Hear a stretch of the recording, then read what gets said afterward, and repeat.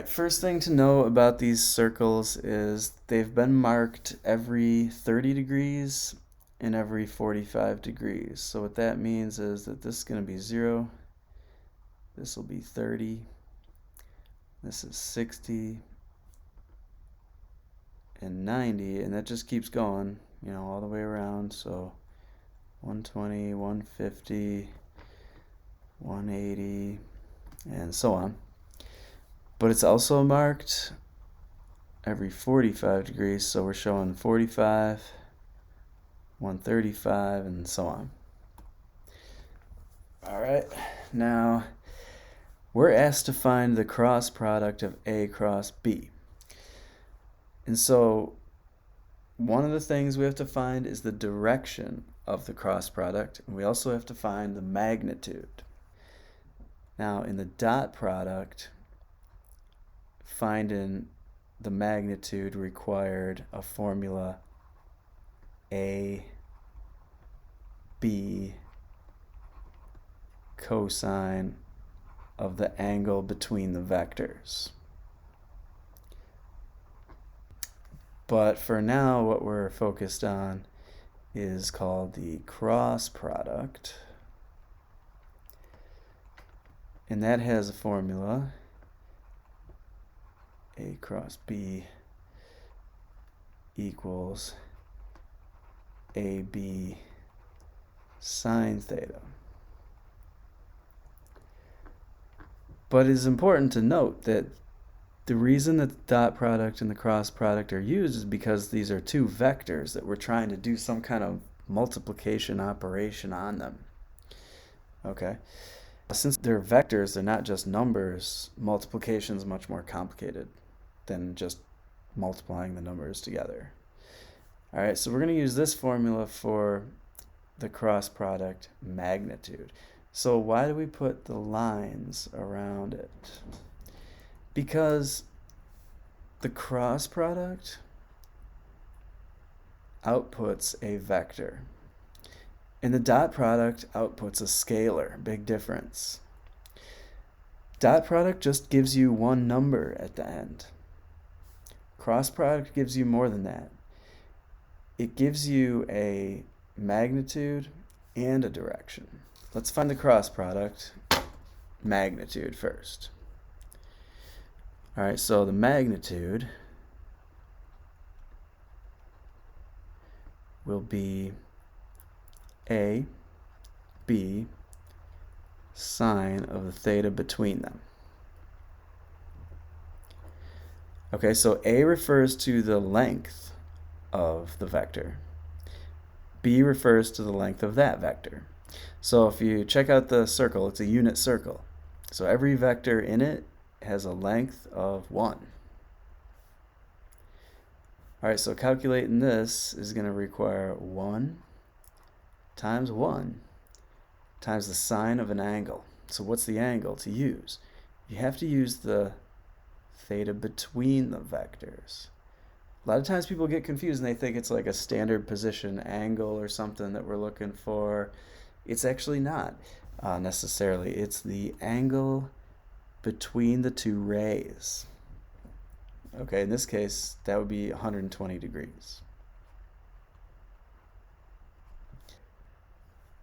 It gives us radical 3 over 2, which is approximately 0.866. But believe it or not, the problem is not done yet. Okay, because the cross product outputs a vector, which has to have a direction too. All right, so what direction does it have? Well, now you want to use the right-hand cross product rule. The way the cross product rule works is you have to point your pointer finger in one direction and your middle finger in another direction. But which is which? So what I'm going to do is I'm going to draw this thing in 3 dimensions, because the cross product is a 3-dimensional type of operation. All right, so say my paper is now laying down, and here's the circle in question.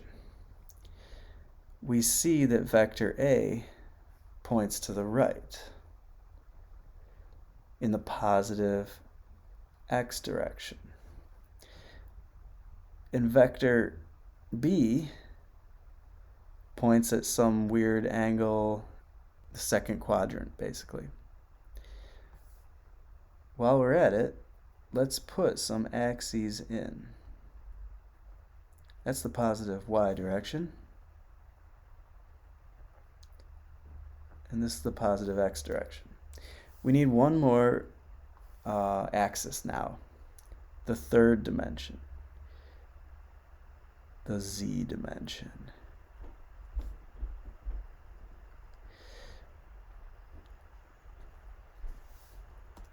Okay.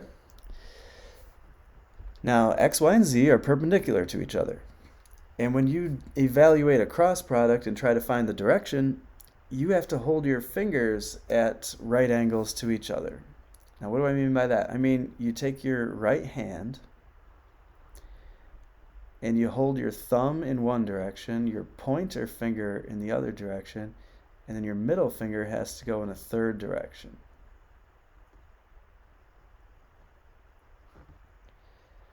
All right, so this is the thumb. This is the pointer. And this guy is, of course, the middle. They have to point 90 degrees to each other. So we need right angles between all of them. Now, you always want to hold that position locked, okay, so that they don't move from that position. And now you move your elbow around so that you can align your pointer finger with the first vector in the cross product. So you want your pointer finger to point in the direction of vector A. You want your middle finger to point in the direction of vector B. As you can see, vector B is not perfectly perpendicular with A, though. But you have to make a decision of like what's best here. Okay, like what's more correct. So if you point your pointer in the direction of A here, then your pointer has to go to the right. Okay. So you basically want this. All right, now you have to decide, should my middle finger point up like that? Like, would that be best?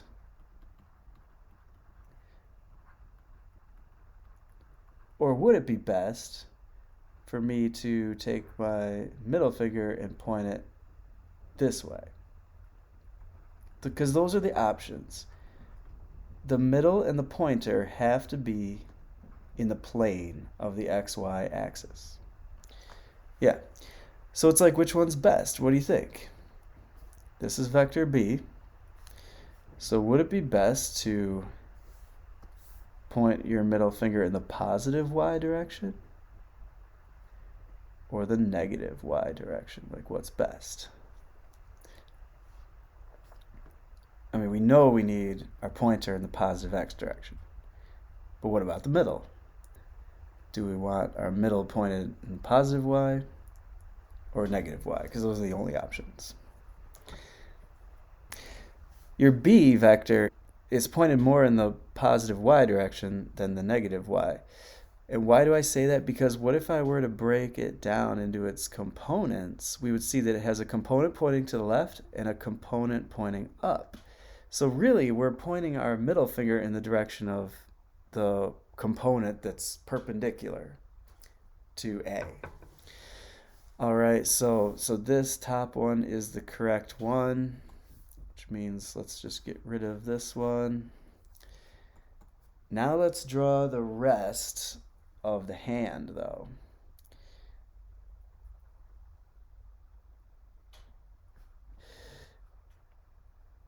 Okay. If you have your middle pointed in the positive y and your pointer pointed in the positive x,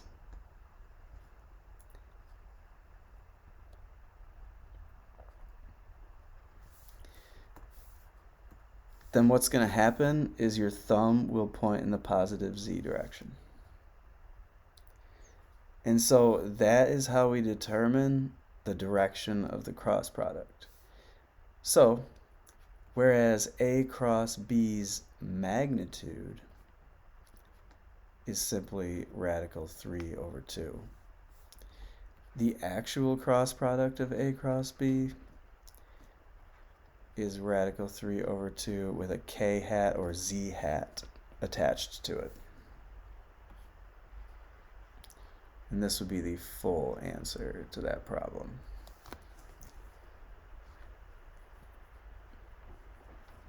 Here, A and B are totally anti-parallel for number 2, so we see that there's 180 degrees between them. Therefore, their cross product is going to be 0. Okay, so A cross B equals 0. It would be AB sine 180, but sine 180 is 0. Okay, so that would be the answer to that one. Let's go down here real quick. Let's answer a couple of these. So for the magnitude, we want 1 times 1 times the sine of 60 here. That is because the angle between these is 60 degrees. All right, that's going to come out to radical 3 over 2, but we care about the direction. So this time, when you point your pointer finger to the right, we're actually going to want our middle finger pointed in the negative y direction this time. And what this does is it ends up pointing the thumb down. Our A vector points to the right. Our B vector is more in the negative y direction than anything. So negative y. That makes our result this time negative z. All right, so when we give our final answer,